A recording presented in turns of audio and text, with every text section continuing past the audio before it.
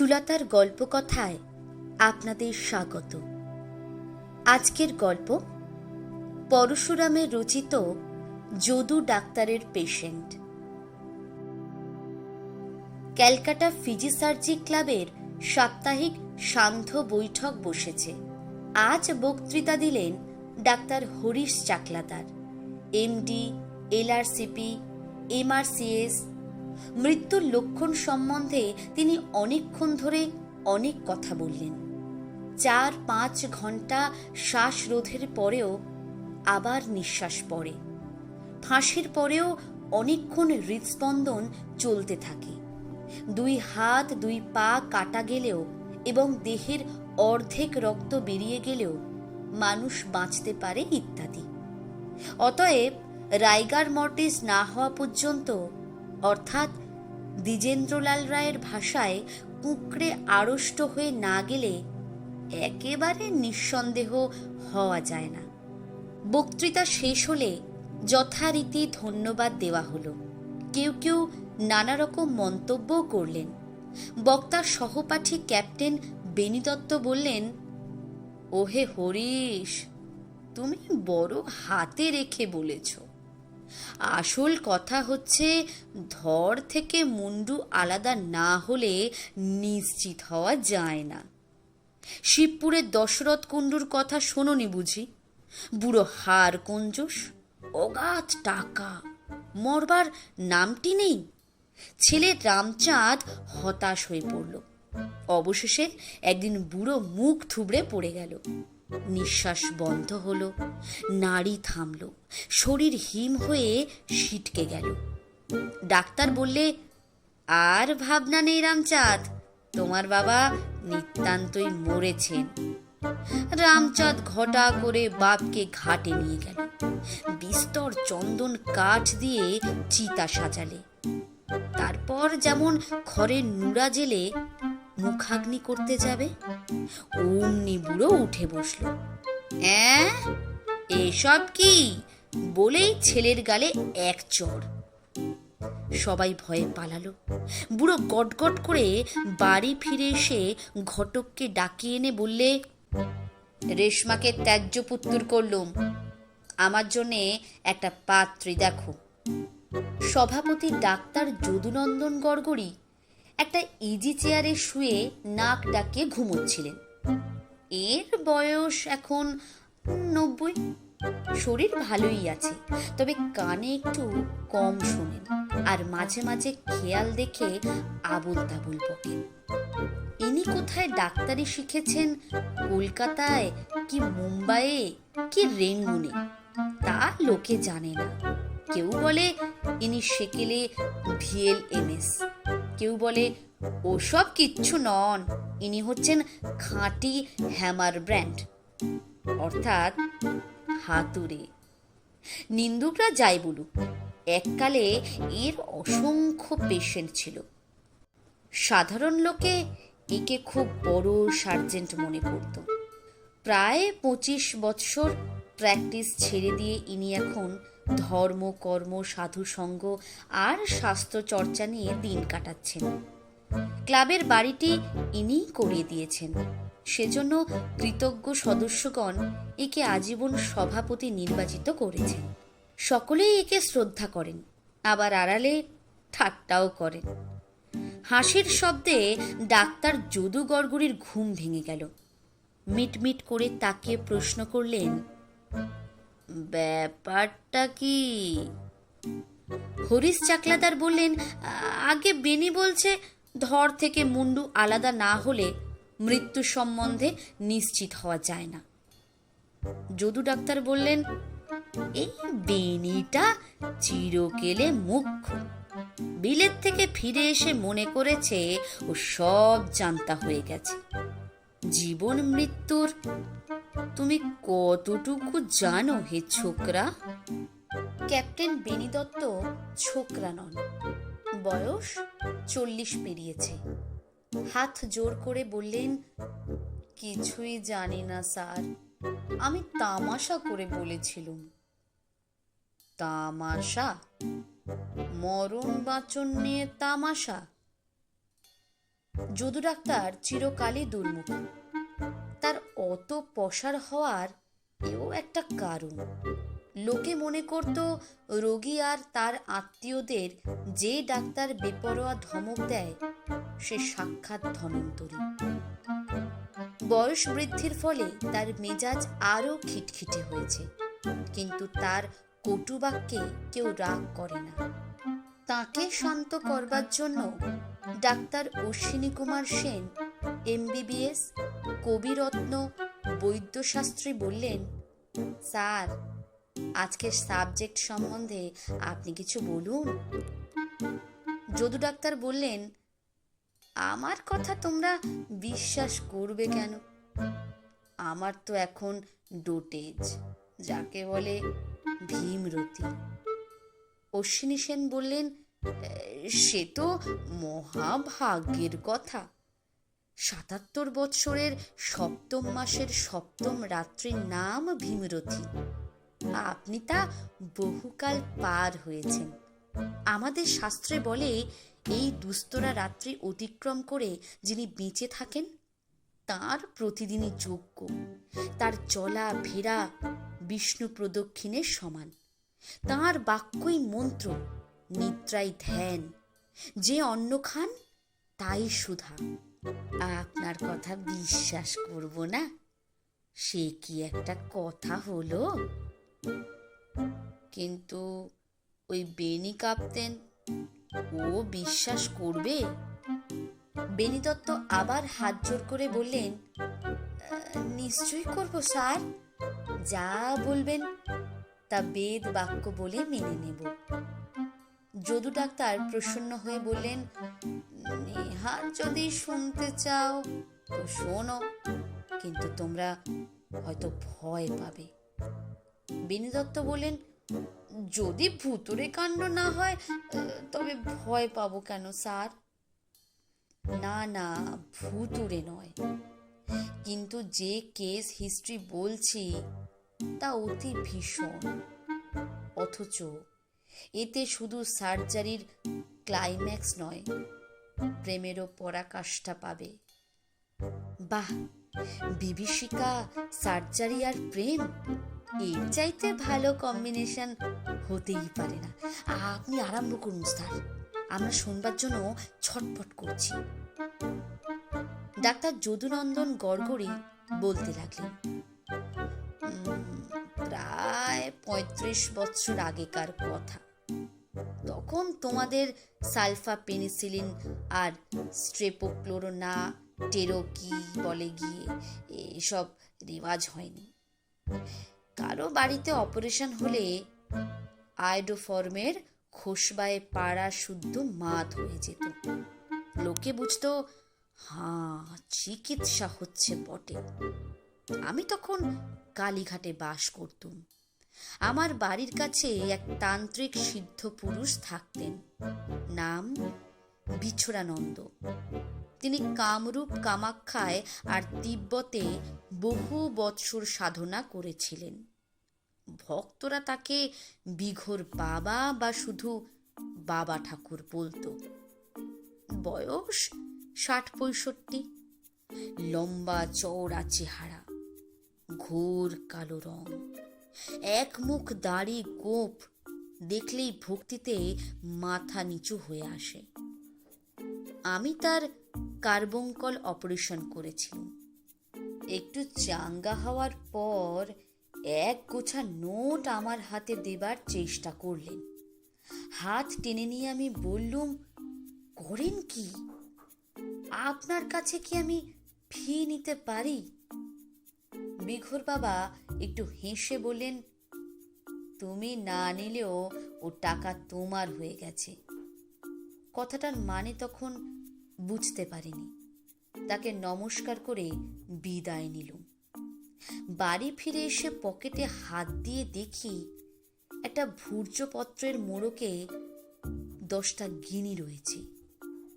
বুঝলুম বিঘোর বাবার দান তার অলৌকিক শক্তিতে আমার পকেটে চলে এসেছে। তারপর থেকে মাঝে মাঝে তাঁর কাছে যেতুম, নানা রকম আশ্চর্য তত্ত্ব কথা শুনতুম। বছরখানেক পরে তিনি কালীঘাট থেকে চলে গেলেন। তার একজন বড়লোক ভক্ত ত্রিবেণীর কাছে গঙ্গার ধারে একটি আশ্রম বানিয়ে দিয়েছিলেন। সেখানে গিয়েই রইলেন, একাই থাকতেন। তবে ভক্তরা মাঝে মাঝে তাকে দেখতে যেত। তারপর 2 বৎসর তার সঙ্গে আমার দেখা হয়নি, খবরও কিছু পাইনি। একদিন বেলা 12টায় বাড়ি ফিরে এসেছি। একটা হার্নিয়া, 2টো অ্যাপেন্ডিক্স, 3টে টিউমার, 4টে টনসিল আর গোটা 5 হাইড্রোসিল অপারেশন করে অত্যন্ত ক্লান্ত বোধ করছি।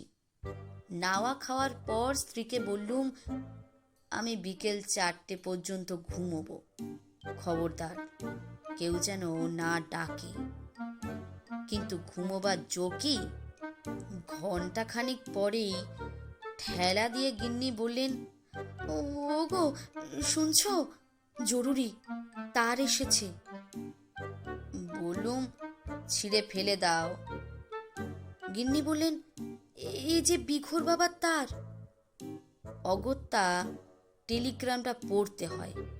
লিখেছেন, এখনই চলে এসো, মোস্ট আর্জেন্ট কেস। তখনই মোটরে রওনা হলুম। ব্যাগটা সঙ্গে নিলুম। তাতে শুধু মামুলি সরঞ্জাম ছিল। কিরকম কেস কিছুই জানা নেই, সেজন্য বিশেষ কোনো ওষুধপত্র নিতে পারলুম না। শীতকাল, পৌঁছতে সন্ধ্যা হয়ে গেল। বিহর বাবার আশ্রমটি ত্রিবেণীর কাছে কাগমারি গ্রামের গঙ্গার ধারে। খুব নির্জন স্থান, কাছাকাছি লোকালয় নেই। গাড়ি থেকে নেমে আশ্রমের আগর ঠেলে ভেতরে ঢুকতেই বিঘোর বাবার সঙ্গে দেখা। পরনে লাল চেলির জোর, কপালে রক্তচন্দনের ফোঁটা, পায়ে খড়ম, হুকো হাতে দাঁড়িয়ে দাঁড়িয়ে তামাক খাচ্ছেন। আমাকে দেখে বললেন, এসো ডাক্তার। যাক, নিশ্চিত হওয়া গেল, এর কোনো ফ্যাসাদ হয়নি। প্রণাম করে জিজ্ঞাসা করলুম, পেশেন্ট কে, কি হয়েছে? বললেন, ঘরের ভেতরে এসো, স্বচক্ষে দেখলেই বুঝবে। ঘরটি বেশ বড়, কিন্তু আলো অতি কম। এক কোণে পিলসুজের মাথায় পিদিম জ্বলছে, তাতে কিছুই স্পষ্ট দেখা যাচ্ছে না। একটু পরে দৃষ্টি খুললে নজরে পড়ল ঘরের এক পাশে একটা তক্তপোষ। বোধহয় বিঘোর বাবা তাতেই শোন। আর এ পাশের মেঝেতে একটা মাদুরের উপর 2জন পাশাপাশি চিত হয়ে চোখ বুজে শুয়ে আছে। একখানা কম্বল দিয়ে সমস্ত শরীর ঢাকা, শুধু মুখ দুটো বেরিয়ে রয়েছে। একজন পুরুষ, জোয়ান বয়স, বোধহয় 25। মুখে দাড়ি গোঁফ, মাথায় ঝাংড়া চুল। আর একজন মেয়ে, বয়স আন্দাজ 20, কালো কিন্তু সুশ্রী, ঝুঁটি বাঁধা খোঁপা, সিঁথিতে সিঁদুর। জিজ্ঞাসা করলুম, স্বামী স্ত্রী? বিঘোর বাবা উত্তর দিলেন, প্রেমিক প্রেমিকা। কি হয়েছে নিজেই দেখো না। স্টেথোস্কোপটি গলায় ঝুলিয়ে হেঁট হয়ে কম্বলখানা আস্তে আস্তে সরিয়ে ফেললুম। তারপরে এক লাফে পেছনে ছিটকে এলুম। কম্বলের নিচে কিছু নেই, শুধু 2টো মুন্ডু পাশাপাশি পড়ে আছে। ভয়ও হলো, রাগও হলো। বিভোর বাবাকে বললুম, আমাকে এরকম বিভীষিকা দেখাবার মানে কি? এ তো ক্রিমিনাল কেস, যা করতে হয় পুলিশ করবে, আমার কিছু করবার নেই। কিন্তু আপনি যে মহা বিপদে পড়বেন। বাবা শুধু একটু হাসলেন। তারপর দেখলুম পুরুষ মুন্ডুটা পিট পিট করে তাকিয়ে চি চি করে বলছে, মরিনি ডাক্তারবাবু, মেয়ে মুন্ডুটাও ডাইনে বাঁয়ে একটু নড়ে উঠল। ডিসেকশন রুমে বিস্তর মরা ঘেঁটেছি, হরেক রকম বিভৎস লাশ দেখেছি, কিন্তু এমন ভয়ঙ্কর পিলে চমকানো ব্যাপার কখনো দৃষ্টিগোচর হয়নি। আমি আঁতকে উঠে পড়ে যাচ্ছিলুম। বিঘোর বাবা আমাকে ধরে ফেলে বললেন, ওহে গড়গড়ি ডাক্তার, ভয় নেই, ভয় নেই, মুন্ডু কাটা গেছে, কিন্তু আমি এদের বাঁচিয়ে রেখেছি। মৃত সঞ্জীবনী বিদ্যা শুনেছ? তার প্রভাবে এরা এখনো বেঁচে আছে। সেই শীতে আমার গা দিয়ে ঘাম ঝরছিল। কোনো রকমে নিজেকে সামলে নিয়ে বললুম, এদের ধর কোথায় গেল? ওই যে ওই কোণটায় কম্বলের নিচে পাশাপাশি শুয়ে আছে। বিঘোর বাবা আমার হাত ধরে টেনে নিয়ে বললেন, এই ধর দুটো বাঁচিয়ে রেখেছি, দেখো না তোমার চোঙা লাগিয়ে। টেথোস্কোপের দরকার হলো না। বুকে হাত দিয়ে দেখলুম হার্ট আর লাংস ঠিক চলছে, তবে একটু ধিমে। বিঘোর বাবাকে বললুম, ধন্য আপনার সাধনা, বিলিতি বিজ্ঞানের মুখে আপনি জুতো মেরেছেন, কিন্তু এতই যদি পারেন তবে ধর আর মুন্ডু আলাদা রেখেছেন কেন? জুড়ে দিলেই তো ল্যাটা চুকে যায়। বিঘোর বাবা বললেন, তা আমার কাজ নয়, আমি মৃত সঞ্জীবনী জানি, কিন্তু খণ্ড যোজনী বিদ্যা আমার আয়ত্ত নয়। ও হলো মুচি বা ডাক্তারের কাজ। মুচি আবার লাশ ছোবে না, তার মোটরও নেই যে এই অবেলায় এত দূরে আসবে। তাই তোমাকে ডেকেছি, তুমি ধরের সঙ্গে মুন্ডু সেলাই করে দাও। আমি নিবেদন করলুম, বাইরে চামড়া সেলাই করলেই তো গলার হাড় আর নলি জুড়বে না। সার্কুলেশন, রেসপিরেশন এবং স্পাইনাল কর্ডের সঙ্গে ব্রেনের যোগ কি করে হবে? সেরিব্রেশন অর্থাৎ মস্তিষ্কের ক্রিয়া চলবে কি করে? কেন চলবে না?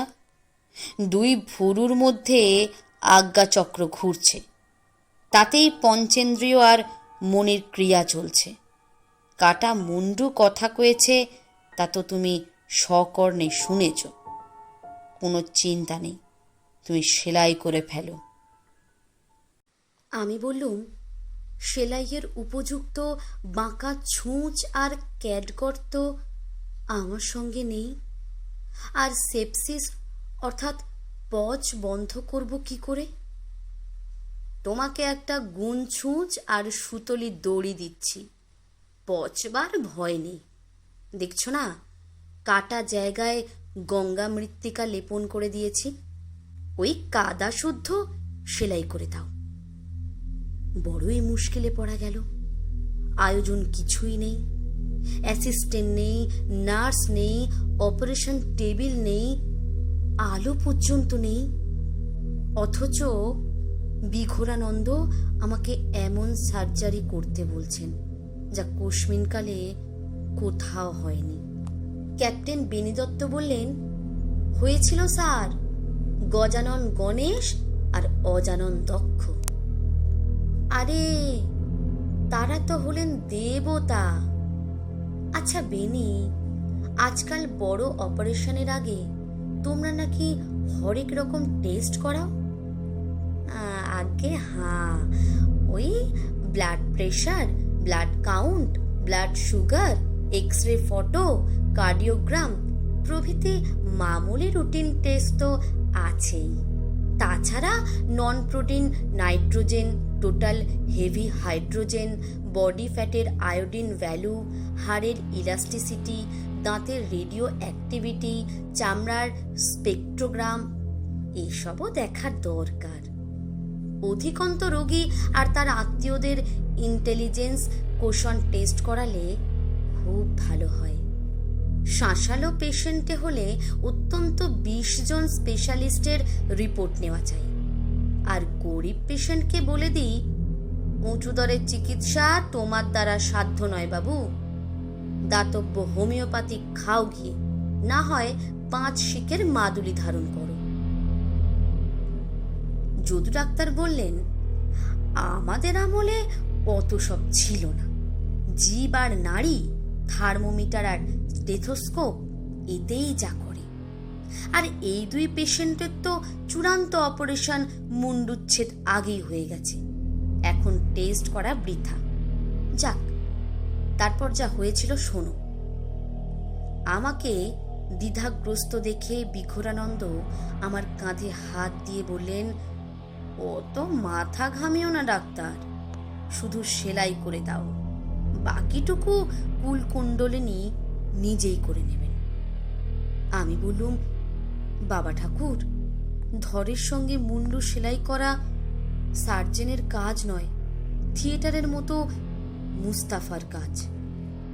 বেশ, আপনার আজ্ঞা পালন করব, কিন্তু এই দুজনের হিস্ট্রি তো বললেন না, এদের এমন দশা হলো কি করে? বিঘোরানন্দ এই ইতিহাস বললেন। মেয়েটার নাম পঞ্চি, ওর বাপ হরিকামার বাঁশবেড়িতে থাকে।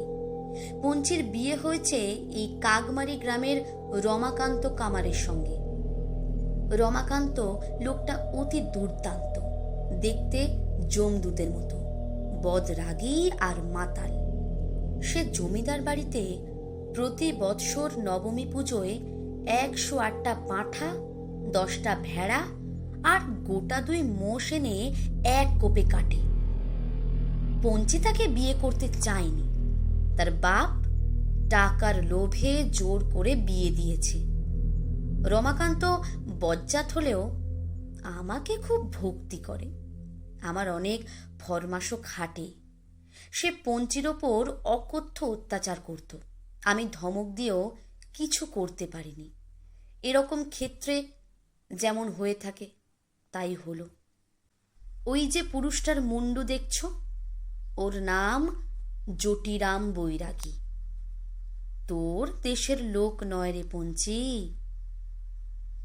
পঞ্চির মাথা উপর নিচে একটু নড়ে উঠে সায় দিলে। এই জটি ছোকরা কীর্তন গায় ভালো, তার জন্য নানা জায়গা থেকে ওর ডাক আসত। জটিরাম মাঝে মাঝে এই গায়ে এলে পঞ্চির সঙ্গে দেখা করত। শেষটায় দুজনের প্রেম হলো। পঞ্চির ভুরু আর ঠোঁট একটু কুঁচকে উঠল। বিঘোরানন্দ বলতে লাগলেন, রমাকান্ত টের পেয়ে একদিন পঞ্চিকে বেদম মারলে, কিন্তু তাতে কোনো ফল হলো না। তারপর গতকাল রাত 1টার সময় আমি ঘুমিয়ে আছি, এমন সময় দরজায় ধাক্কা পড়ল।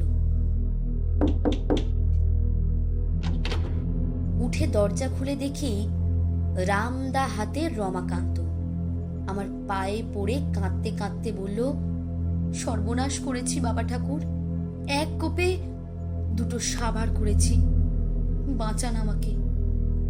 ব্যাপারটা এই, আগের দিন রমাকান্ত পঞ্চিকে বলেছিল, আমি ভদ্রেশ্বর যাচ্ছি চৌধুরী বাবুদের লোহার গেট তৈরি করতে, 4-5 দিন পরে ফিরব, তুই সাবধানে থাকিস। সব মিথ্যে কথা। রাত দুপুরে রমাকান্ত চুপি চুপি তার বাড়িতে এলো এবং আস্তে আস্তে ঘরে ঢুকে দেখলে পঞ্চি আর জটিরাম পাশাপাশি শুয়ে ঘুমোচ্ছে। দেখেই রাম দায়ের এক কোপে দুজনের মুন্ডু কেটে ফেললে। তারপর ভয় পেয়ে আমার কাছে ছুটে এসেছে। আমি তখনই রমাকান্তর সঙ্গে তার বাড়ি গেলুম। প্রথমেই মৃত সঞ্জীবনী বিদ্যা প্রয়োগ করে পঞ্চি আর জটিরামের সূক্ষ্ম শরীর আটকে ফেললুম। তারপর রমাকান্তকে বললুম, তুই ধর দুটো কাঁধে করে আশ্রমে নিয়ে চল, মুন্ডু দুটো আমি নিয়ে যাচ্ছি। আশ্রমে এসে রমাকান্ত আমার উপদেশ মতো ধর এক জায়গায় আর মুন্ডু আর এক জায়গায় শুইয়ে দিলে। খণ্ডযোজনের আগে পর্যন্ত এই রকম তফাৎ রাখাই তন্ত্রোক্ত পদ্ধতি। হরিশ চাকলাদার প্রশ্ন করলেন, সূক্ষ্ম শরীরেও কি দুভাগ হয়েছিল?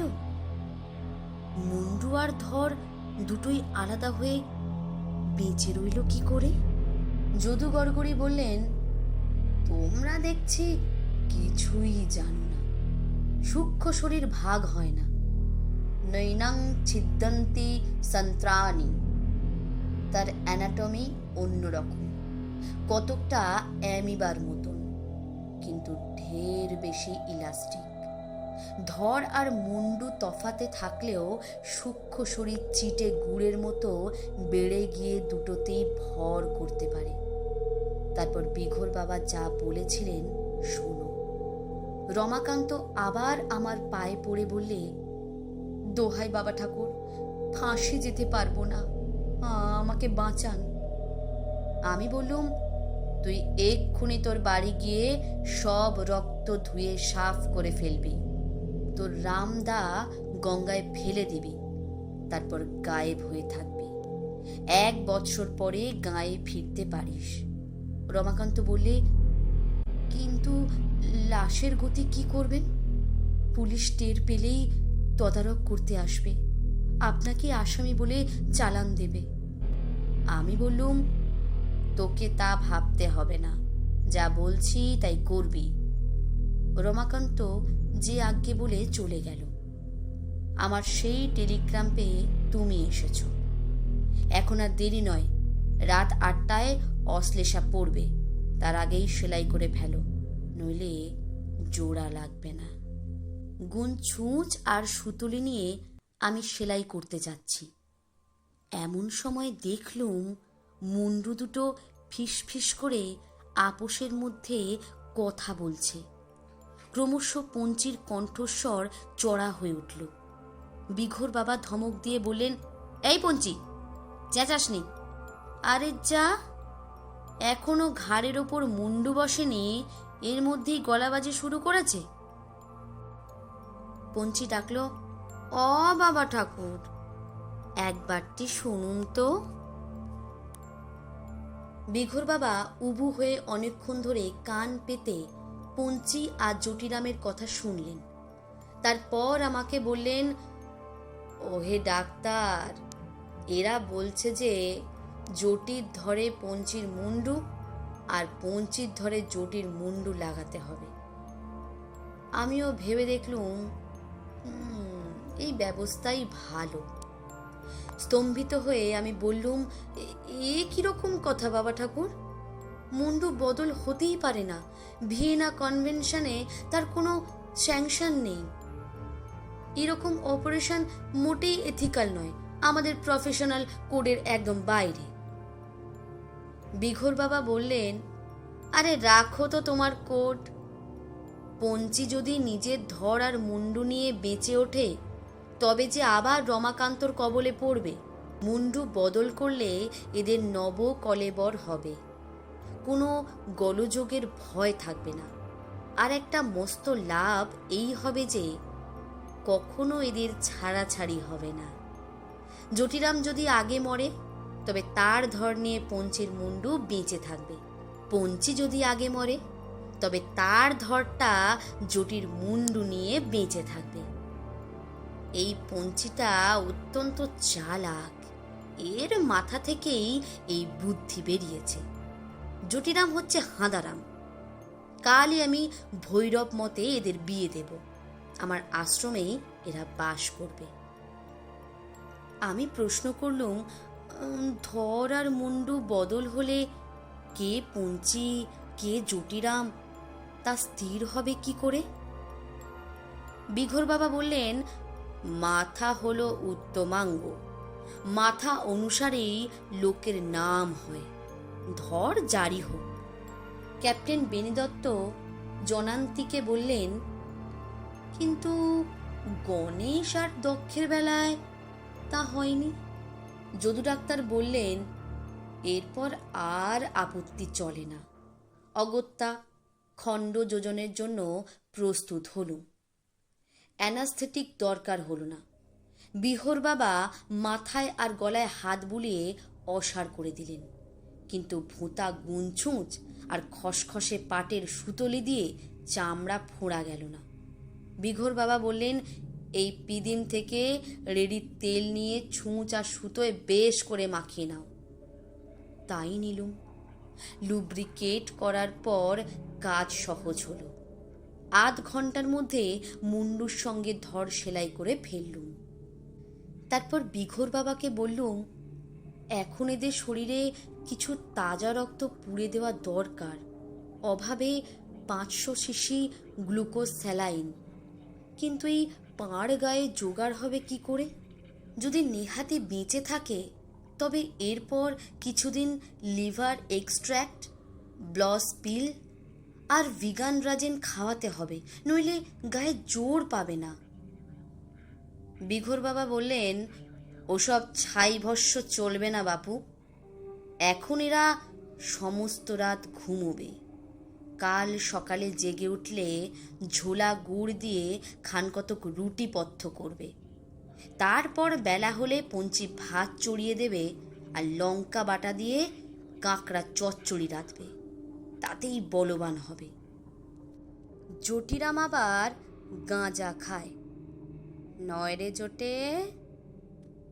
জটিরাম দাঁত বার করে বললেন, হাঁ। বিঘোর বাবা বললেন, বেশ তো, কাল সকালে আমার প্রসাদী ছিলিমে 2-1 টান দিস। এখন খাওয়া চলবে না। গলার জোর পোক্ত হতে 4-5 ঘন্টা সময় লাগবে। এখন খেলে সেলাইয়ের ফাঁক দিয়ে সব ধোঁয়া বেরিয়ে যাবে। দেখো ডাক্তার, তোমাকে ফি কিছু দেব না। আজ তুমি যা দেখলে তারই দাম লাখ টাকা। আমি বললুম, তাতে কোনো সন্দেহ নেই বাবা। আমার চক্ষু কর্ণ সার্থক হয়েছে, অহংকার চূর্ণ হয়েছে, গা দিয়ে ঘাম ছুটছে, আগাপাস্তলা রোমাঞ্চিত হচ্ছে। আমি ধন্য হয়ে গেছি। এখন অনুমতি দিন, আমি বাড়ি ফিরে যাই। 2 ডোজ ব্রোমাইড খেয়ে নার্ভ ঠান্ডা করে শুয়ে পড়ি। এই বলে প্রণাম করেই সেই রাত্রেই কলকাতায় ফিরে এলুম। ডাক্তার অশ্বিনী সেন বললেন, কিমাশ্চর্যরম মত পরম। ডাক্তার হরিশ চাকলাদার বললেন, ফ্ল্যাবারগাস্টিং মিরাকল। ক্যাপ্টেন বেনি দত্ত বললেন, অতি খাসা। পরকীয়া প্রেমের এমন পারফেক্ট পরিণাম বৈষ্ণব সাহিত্যেও নেই। এই সিদ্ধায়শিসের এমন চমৎকার দৃষ্টান্ত বায়োলজির কেতাবেও পাওয়া যায় না। আচ্ছা স্যার, নায়ক নায়িকার তো একটা হিল্লে লাগিয়ে দিলেন, কিন্তু রমাকান্তর কি হলো? ডাক্তার যদু গড়গড়ি বললেন, শুনেছি 1 বছর পর সে চুপি চুপি বিঘোর বাবার আশ্রমে এসেছিল, কিন্তু জটি আর পঞ্চিকে দেখে ভূত পেতনি মনে করে তখনই ভয়ে পালিয়ে যায়। তারপর থেকে সে নিরুদ্দেশ। আহা, তার জন্য দুঃখ হয়। বেচারা খুন করেও বউকে শায়েস্তা করতে পারল না। নামটাই যে অপয়া।